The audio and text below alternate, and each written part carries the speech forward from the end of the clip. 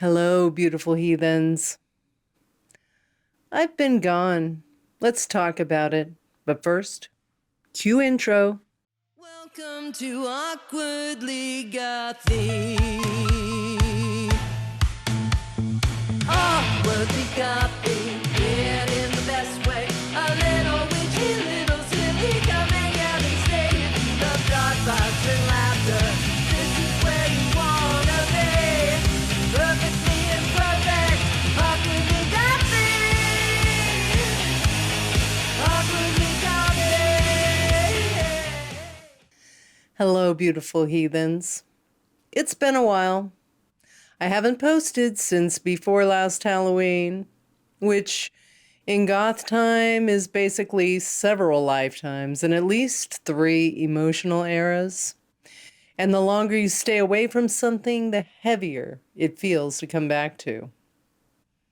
So here I am.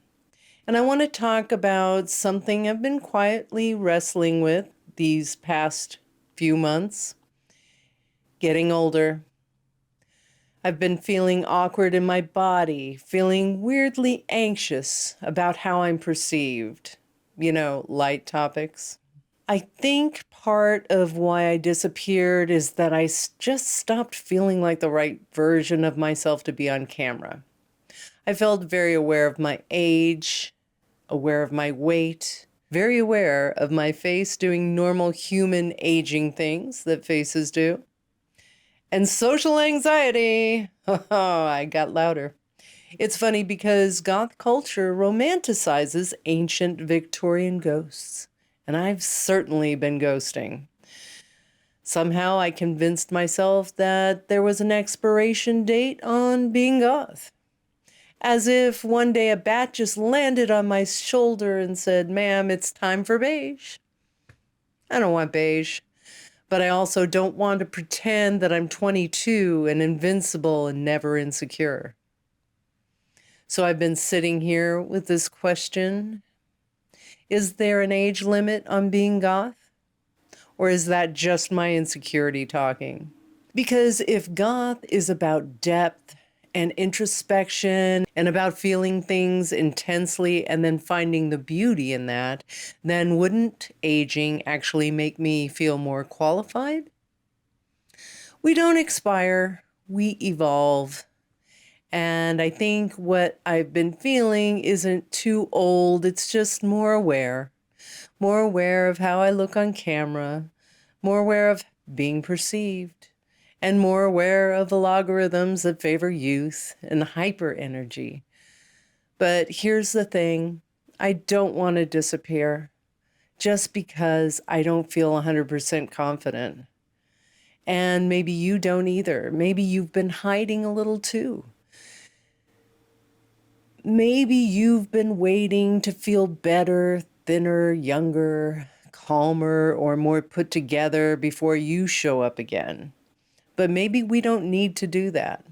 Maybe being goth at this stage of life isn't about dramatic entrances and perfect eyeliner, because you know I ain't getting that. Maybe it's more about comfort and depth and soft confidence. Good lighting. I've realized something. When I was younger, being goth felt like making a statement, like being rebellious. But now it feels like self-acceptance. It feels like choosing an aesthetic that makes me feel like me.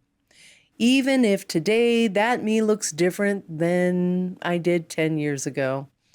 And honestly, there's something kind of powerful about showing up while still feeling slightly awkward. This is what social anxiety looks like with eyeliner. This is what aging looks like when it's done with intention. And this is what not perfect looks like when you decide to stay anyway. And I think that there's room for that.